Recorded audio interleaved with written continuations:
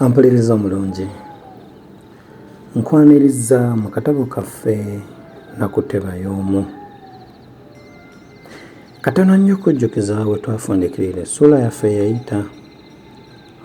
Twali tumaze okugguka ewa Nnamwandu, era eno mu nsi empya eya Buwaanyi gye twali tuyingiridde, Nnamwandu yatubudaabuda n'atubuulira ebintu bingi ebyali bifa ku nsi eno, n'agamu ku mateeka agaali amakakali ennyo naddala ku kuwasa, n'okubeera nti omuntu yali alina okuyita mu bintu bingi ebyandimusobozesezza okuwangaala emirembe mu Buwaanyi. Yali amaze okutuwerekerako okubeera ng'atwolekeza eri omwami w'ekitundu ekyo, era oyo eyali ow'okutwongerayo okututuusiza ddala ew'omukulu eyali atwala ensi eyo. Nkwaniriza mu ssuula yaffe ey'okubiri, olugendo lwaffe. Endowooza y'omwami ey'okumanyira embuga ebyali bitufaako byonna gye yafiira mpaawo yamanyaayo. Anti olwali okwessa mu kkubo n'atandika okutubuuza ebyatuliko. Nyeenya okwawukana n'omukazi omukadde kwamumalamu nnyo amaanyi, bw'atyo n'atambuzanga butaagaane era nga muyongobevu ddala. Naye nze olw'okuba omusajja saalaga nnyo bweraliikirivu, bwe ntyo ne nnyumiza omwami buli kantu konna akaatutuukako.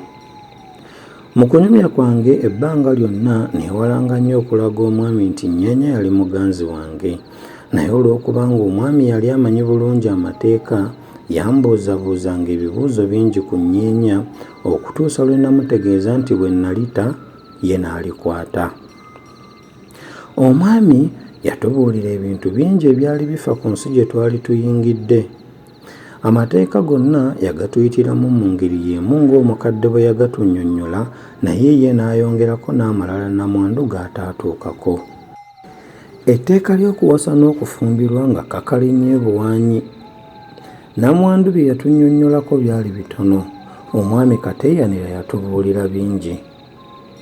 Omusajja n'omukazi mu Buwaanyi nga waddembe okwerondera munne gw'ayagala okuwasa oba okufumbirwa. Omusajja bwe yalaba ng'omuwala gw'ayagala okuwasa ng'agenda wa mwami wa kyalo ng'amutegeeza nga bw'ayagala okuwasa muwala wa gundi. Baateekateekanga mangu ng'omwami agenda ategeeza bakadde b'omuwala nti ku lunaku gundi ndibaleetera omugenyi.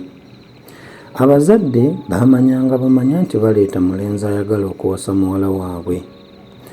Naye nno omulenzi okugenda mu bazadde b'omuwala okumwogereza kwabanga kutunda mwoyo ng'enkoko emira ensanafu, anti nga bamwekebejja ne bakamala. Abazadde b'omuwala nga bayita abasajja n'abakazi envuumuulo mikwano gyabwe okubaanirizaako abagenyi. Omulenzi baamwekebejja ng'awatali kukubwa ku mukono. Ssenga w'omuwala ye yasookanga n'akebera ennyindo munda okulaba obanga mulimu obwoya obwetaagibwa. Ng'omaze ekyo n'adda ku matu ng'omwayagala okulaba obanga mulimu envumbo esaanira okuba mu musajja agenda okuwasa. Ekyaddangako gwe mutwe okugwetegereza obanga mu nviiri muyinza okubaamu ensekere. Ensekere mu Buwaanyi kintu kya ntiisa nnyo. Omuwaanyi yenna okulaba obulabi ku nsekere ng'atuyanirawo mu kaseera ako obudde ne bwe bwabanga nkya, anti ng'olwo ategedde nti ye kennyini oba abantu b'omu maka bwe bajja okutuukibwako omutawaana omunene.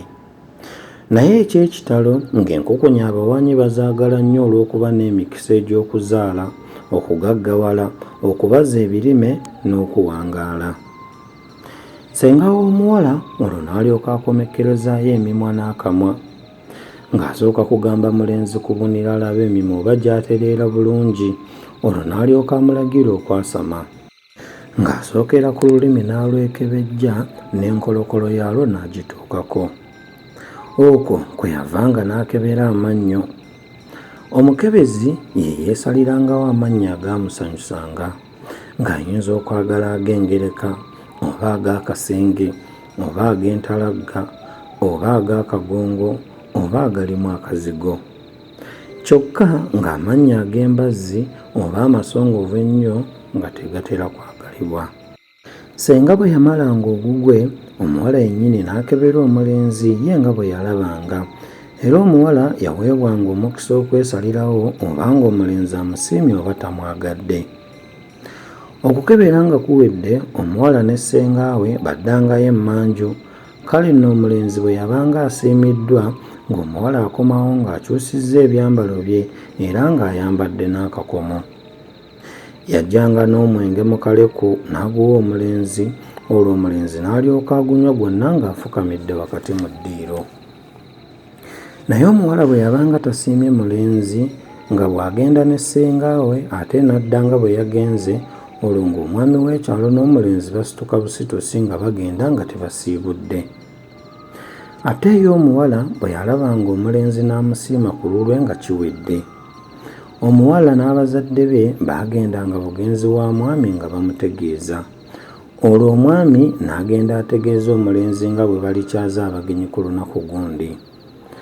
Olunaku nga lutuuse ng'omwami atwala omuwala, ssengaawe ne mwannyina ko n'omukazi enkulize ow'oku kyalo okwo.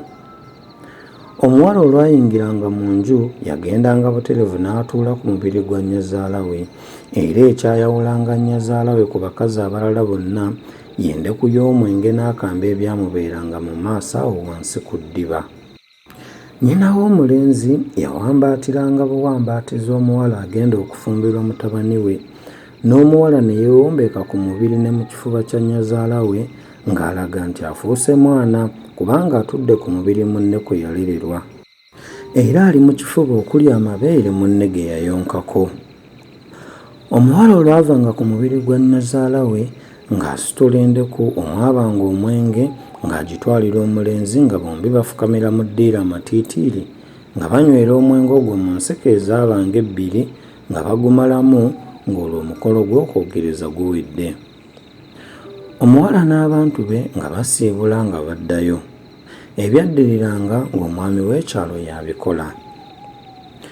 Omwami yatubuulira ebintu nkumu nnyo mu kaseera ke twamala mu kkubo, era twagenda okutuuka embuga ng'ebintu ebikulu bye twali tuteekwa okumanya ng'ebisinga bitudde kitebe ku mmeeme zaffe.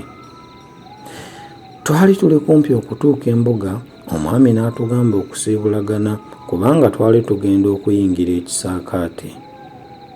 Bwe ntyo ne nkwata Nnyenya emikono gyombi ne mmugamba nti, "Nnyenya, weeraba.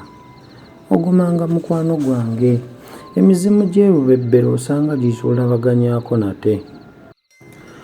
Olw'esogga tuti ekisaakaate lwe lwamala. Omukazi omukadde yali atukulira ddala omutwe n'akwata Nnyenya wange ku mukono n'amutwala gye saamanya. Naffe ne tulambaala nga tugenda mu kigango. Ezziga ly'ekisajja liva wala, naye munaku nandikaabye nga njawukana ne Nnyenya omwagalwa.